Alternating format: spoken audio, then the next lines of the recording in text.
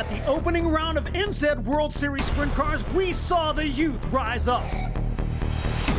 He is unbeatable in Sydney. He's returned from America. In hot form is Jamie Neal. The boy from Warrnambool is the real deal, taking the first round of NZ World Series Sprintcars. While a former champ kicked off his campaign in dramatic style. James McFadden now to the inside of Atkinson. They race side by side contact there. Oh, J-Mac is upside down. They both wanted that same tiny piece of turf, and that is the result. Now we arrive on the toughest leg of the tour. It's Speedweek. 5 nights of racing in just 7 days. Will Veal continue on his winning ways as the teams arrive at Murray Bridge, or will he crack under the pressure from some of Speedway's best? This is round 2 of NZ World Series Sprint Cars.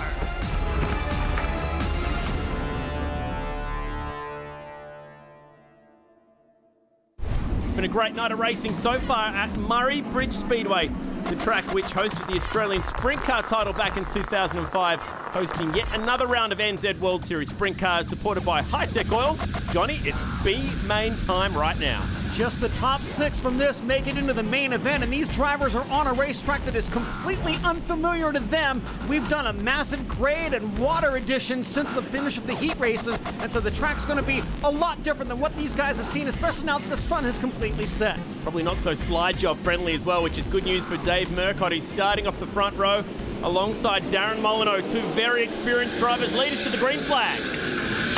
Action underway in the B main, and Jason Pride down low into turn 1, tried to make a move there, it didn't work. Meanwhile, a race to the top spot. Darren Molyneux on the high side, David Murcott down low, and yeah, the track is very, very fast. We're seeing lap times nearly a full second faster than we saw in the second round of heats. Daniel Pesca, we're just checking him out, sitting there inside the top 3 positions. Not familiar territory for the young South Australian. Actually, his birthday today as well, but he is usually locked straight into an A-main here at Murray Bridge, so a bit of work to do for him. Race for the 4th spot. Craig Vanderstelt up high, KK Fallon down low. Fallon trying to take it away, and look at... Oh, someone's up in the fence in the background, Johnny. And that was enough to actually bring out the caution flag. Missed exactly who that was. We're about to find out right now. Okay, there we go.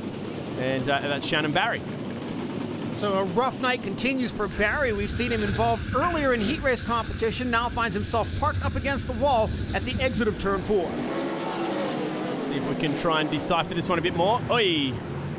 Right rear got into the fence. I'd say caught the cushion, but we've worked the cushion almost completely out of the racetrack.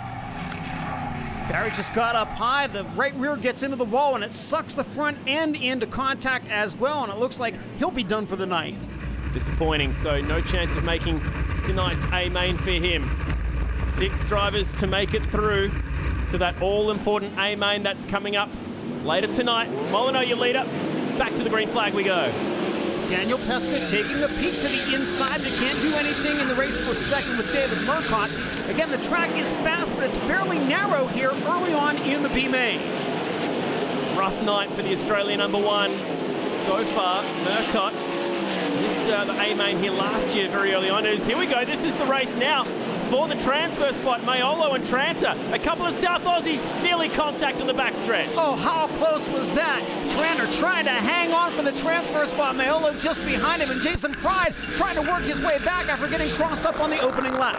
Yeah, this is Jason Pride's first time here running at Murray Bridge Speedway. Close action the whole way through this field, but particularly inside these top 6 spots. Saw KK Fallon now on the inside of the speedway. Nice shot from the outside wall. There is Mayolo. He is on the outside looking in, running 7th, and Jason Pride has worked his way up to 8th. 9 laps remaining in this one, but Jake Tranter has pulled away from that duo by a good 10 car lengths. Really cool to see that W14 around that transfer spot. He deserves to be in 1 or 2 of these A-mains throughout USC Speedweek, but he'll have to work for it. Always the tough part about traveling in your first World Series tour, going to tracks that you've never been before. Traffic now for the race leader, and Darren Molyneux up over the cushion, exiting turn 2. Going to cost him a little bit there as far as distance, but not the lead. And now Murcott trying to capitalize. Murcott working the traffic into turn 1. Still got at least 1 lap between himself and the race leader. The before he can climb on up, but had that DNF in the very first heat race of the night, did Murcott, and he's been trying to work his way back ever since. Didn't qualify all that impressively either, so a lot of work to do coming out of the B. Just saw a quick glimpse of Murcott getting by the slower car of Jody Baldwin. Brendan Quinn there now in front of the race leaders as we go on board, courtesy of Shannon's Insurance. David Murcott looking for the lead. Working the bottom of the racetrack. See those tear-offs, those two tabs down the left and right-hand side of the visor. When it gets muddy and the track is pretty heavy out there after dumping a fair bit of water on it after the heats. 5 laps to go. Murcott comfortably in the transfer spots. Beautiful shot of seeing just how hard these drivers work the steering wheel out here on this very short bull ring. Daniel Pesca now trying to put his name in the hat for a top contention. Now he takes a peek to the inside of Murcott, but Murcott slams the door in turn 2. Had to just quickly grab that brake pedal with the left foot to make sure that he didn't go barreling into him. Van der Stelp locked in as well for tonight's A-main if he can hang in there. So too Keke Fallon as we go riding on board with Pesca. He slips in a second and puts Murcott back to third. Nicely done by Daniel Pesca, making it work down low on the speedway. Not long now. Last lap for your race leader, Darren Molyneux. So he's done enough to at least get himself into the show here. Last lap is complete. Molyneux gets us there, but a few desperate drivers just happy to make the show, I think, tonight, Johnny. Yeah, that was a tough one for the driver starting from the mid and back of the pack. Not a whole lot of racing room there, but 6 more drivers have punched their ticket to tonight's big dance. So the top 6 go through. It's also important to remember that in 2012, Luke Dillon won the entire night after getting out of the B main. It's the last time in World Series action that we've seen a driver win the whole thing from the B. Let's go down to the pits and catch up with the latest with Bryony. Well, Jake Tranter taking the final position in tonight's A feature. Another one for the South Aussies. Good job, Jake. Just having to get through Jamie Maiola to get the job done too.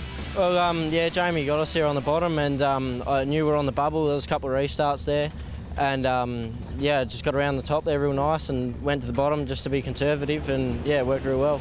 Any changes, any improvements? What are you going to do to the car to give yourself your best shot in the A-main? At this stage, I think we'll leave the car as it is. Yep. And just try and see if we can get it run around the top real nice, and yeah, see if we can pass a couple of cars and see how we go.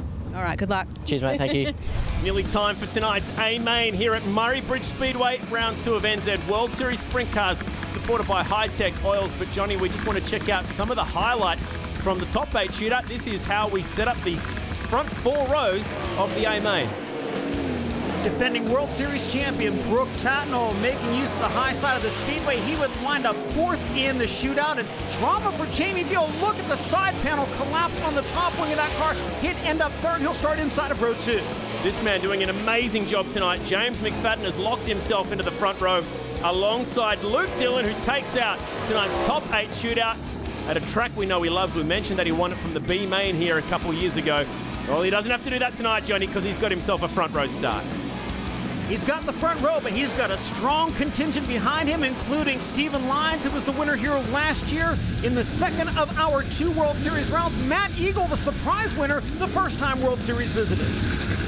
What do all 3 of those drivers have in common? They are all South Australian. South Aussies won 3 out of the last 4 races here for World Series Sprint Cars. As we go 4 wide, we'll check out the grid. Top left, Dillon and J-Mac off that front row, followed up by our series leader and defending winner in Brooke Tatnall. Kyle Hurst and Stephen Lyons in row 3. Ryan Jones, driver to keep an eye on from row 4, winner here in 360 title action. Yes, and I think he's actually won all 4 of his titles here, so he loves this Murray Bridge Speedway. Jamie Cobby deserves a bit of a shout out too, celebrating 30 years of running in sprint cars. Just an amazing history. They honoured him tonight. Keke Fallon, as our last transfer, picks up the last spot on the grid. Great crowd here tonight at Murray Bridge Speedway. This amazing little venue, the shortest that we go to on the calendar, 20 metres shorter on the pole line than Mount Gambier, and that's where we go tomorrow night. So now the drivers, alone with their thoughts, trying to plan out 35 laps around this racetrack. And if form holds true, we'll be into traffic probably on sometime around lap 4 or 5 very early on here at Murray Bridge. This whole summer has been about Jamie Veal. He won the first round of World Series. He's been dynamite at every track he's gone to, almost unbeatable. But he has a little bit of work to do here off the second row alongside Brooke Tatnall. Are we going to see Veal continue that hot form? looking for his first podium finish here in World Series action tonight. McFadden, he'll be keen after the disappointment from last year. He was leading that A-main comfortably, stuffed it into the fence, got caught on the cushion inside of the checkered flag and threw it away. Luke Dillon, he's got the whole family here watching him go tonight. Starting from the pole position, always an advantage, but maybe even more so here tonight. The track is still heavy and fast. Those are the conditions with which we see Dillon so strong in qualifying. Can he translate that into main event success tonight? Rolling up towards that start line. $10,000 up for grabs. Round 2 of NZ World Series Sprintcars is go.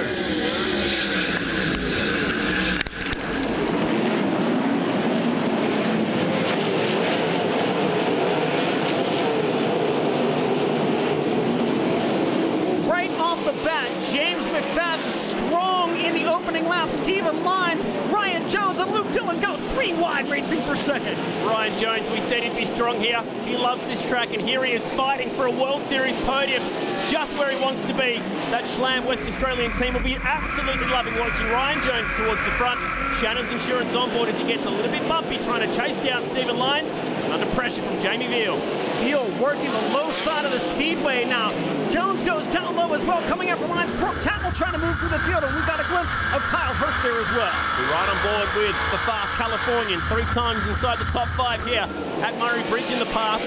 He's got good company in Brooke Tatnell at the moment. Mid-pack, it's pretty chaotic as well as Tatnell works the low side of the Milwaukee 17. Tatnell slides up in front of Kyle Hurst. Hurst thought about going to the inside, but now Brad Keller tries to make the move on the outside. We go back up front now as the leaders work traffic, and Jamie Veal looks to the inside of Ryan Jones. That's the battle for the 4th spot. So he knocks him back to 5th. We ride above Jamie Veal, looking down as he calmly goes about his business on the Shannon's Insurance on board. This man has been almost unbeatable in the SWI engineering car so far in 2015 summer. Can he keep it going here tonight? He's got a lot of work to do. J-Mac is already in traffic, just like you predicted. J-Mac checking out on the field as they make their way into traffic. Meanwhile, the race for second heating up just a little bit. We go on board with Luke Dillon looking back at 3rd place. Stephen Lyons. Lyons goes to the high side now. A little bit over the cushion of the car, a little upside, but still a good run out of the corner, and it's enough to make the pass. That was a great move. Got it done on the high side up near the fence. Gee, that's David Murcott coming last. Murcott having an absolute shocker here at round 2. He's already been lapped by McFadden, and he's going to be under heavy fire from Lyons in the not-too-distant future. Jamie Veal with the wing pulled back, a little more wing angle in that 35 than we see in the rest of the top 3. Oh, Murcott nearly got into the back of Tranter there. We go on board now with Luke Dillon looking off that tail tank as he actually slips past Lyons. Once again, these two have been fighting back and forth for a little bit here. No surprise seeing David Murcott battling with Stephen Lyons and Luke Dillon at the front, but the big surprise is the fact that he's a lap down. Now Veal to the inside of Lyons. Veal back up to the 3rd spot. Can he continue his charge? We'll find out when we come back to Murray Bridge.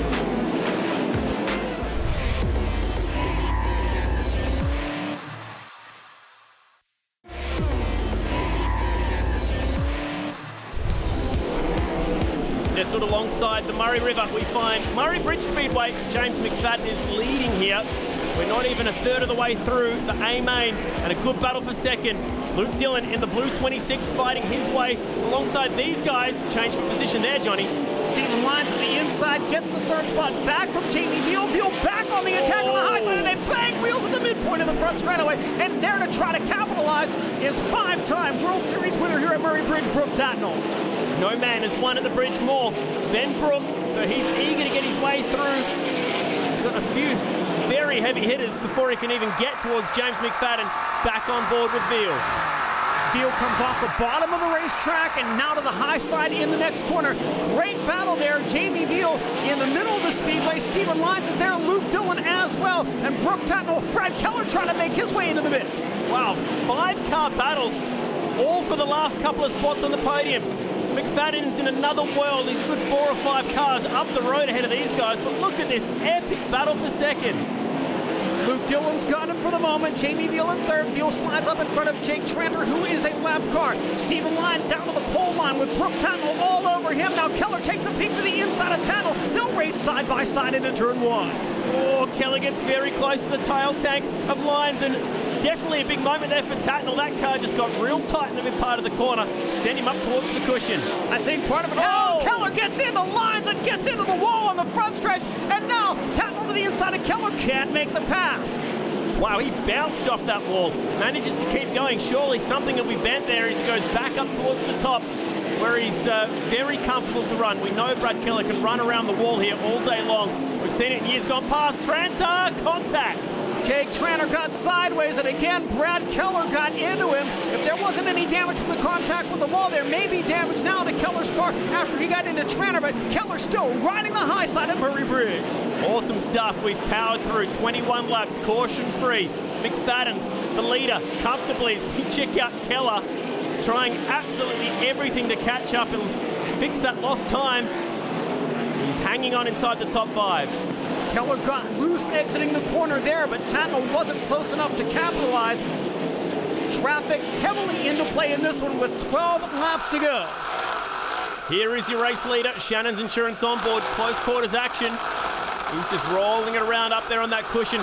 He looks so free and easy. Tim Gleason has given him a great race car to work with tonight. He can put that car anywhere. J-Mac's got a big lead in this one as we see him go around the outside of Steven Caruso. Nearly lapped up to the top 10 already with 10 laps to go.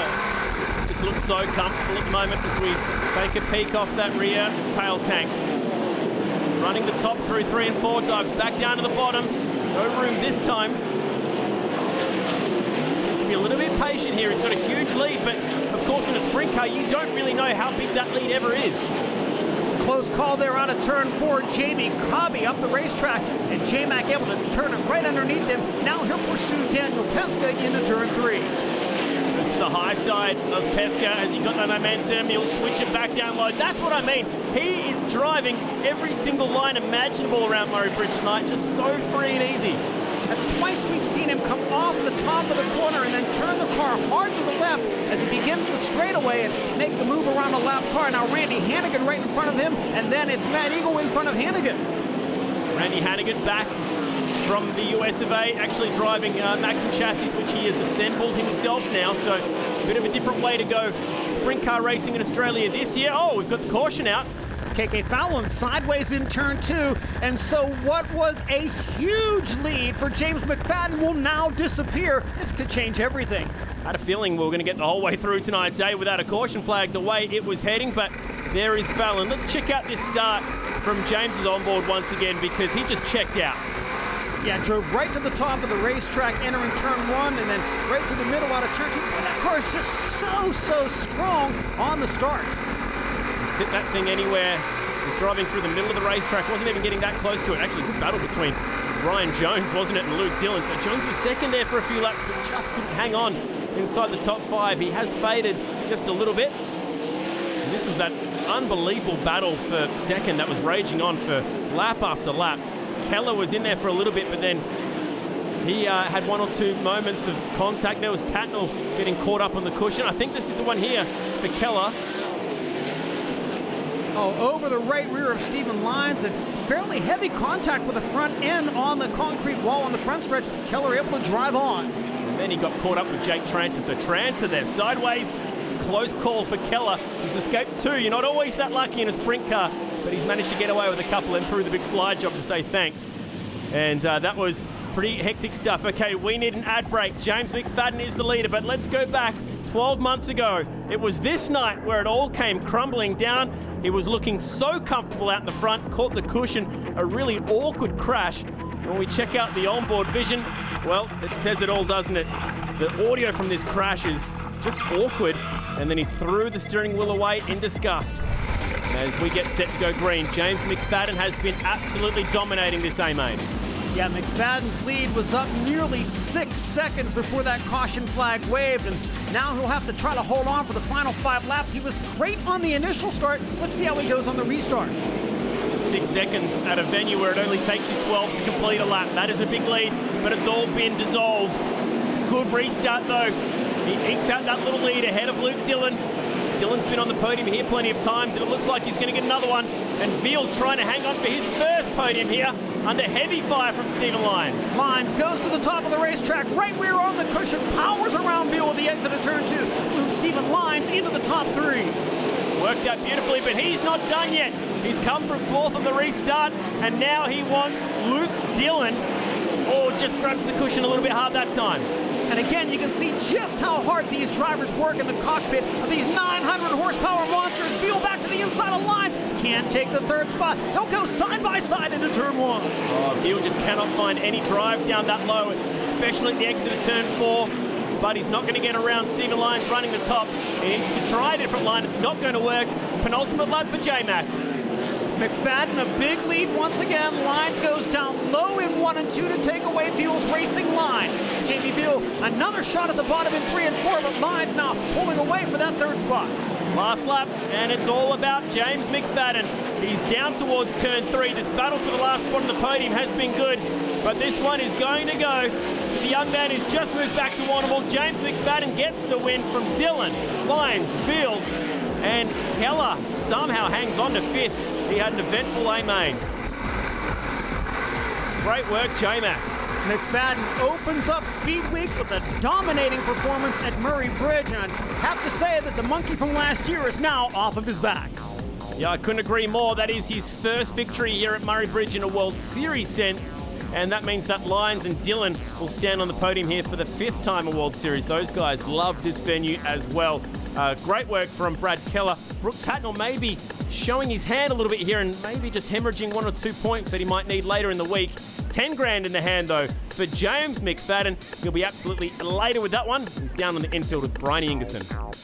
J-Mac, that is the way to kick off Speed Week for 2016. Well done. Yeah, it is. Full credit to the boys. They gave me an awesome car. It's a really, really tricky racetrack. I didn't know where to run. It's pretty hectic there in lap traffic, but yeah, just love this joint when it gets a bit of a high line there. And fortunately this time I didn't jam her in the fence with 6 to go. Crossed my mind, but yeah, just big thanks to my guys. They worked hard tonight, changed steering boxes, shocks. Yeah, we tore a fair bit up in that first heat, so we're pretty lucky we finished. And it's good to get in victory lane. It's been a pretty tough season. Yesterday, last night, we were really good, and I thought we had a good shot at the win. And tonight to back it up is pretty awesome. Good momentum into Speedweek. Good job, well done. Thank you. So with the first night of Speed Week in the books and the second night overall for NZ World Series Sprint Cars complete, James McFadden, by virtue of the victory, leading those Speed Week point standings over Luke Dillon and Stephen Lyons. Jamie Veal 4th in Speed Week points, but the 4th place finish in tonight's main event is enough to keep him at the top of the season-long championship over Lyons and Dillon. Bryony Ingerson's down with our 2nd and 3rd place finishers. Started pole and come 2nd, so all in all, good night. It's pretty hard to win these races. I was just talking to James about it. The wins sort of come few and far between, so I'm pretty happy with the podium. Lyonsy, you had your hands full there, particularly after that late race caution. Yeah, sure did. I've got to thank Halls Motorsport, giving me a great car, but obviously we've hurt something there. But I'm still pretty happy to finish 3rd, lucky to finish in the end. So congratulations to James and Luke. They did a good job all night, and they deserve to be where they are. So like I say, we're happy to collect the points and move on to tomorrow night and keep swinging. So Johnny, pure domination by James McFadden tonight, and that is a huge win, not just for him, but also his crew chief, Tim Gleeson. I think the whole team will be absolutely thrilled. Well, after what happened here last year, again, they've gotten things turned around in a big way, and looking forward to moving on to Mount Gambier, where we'll see round 2 of Speed Week and round 3 for the NZ World Series Sprint Car, supported by High Tech Oil. Mount Gambier, the track is small but oh so fast. We hope that you can join myself, Johnny Gibson and Bryony Ingerson there for round 3.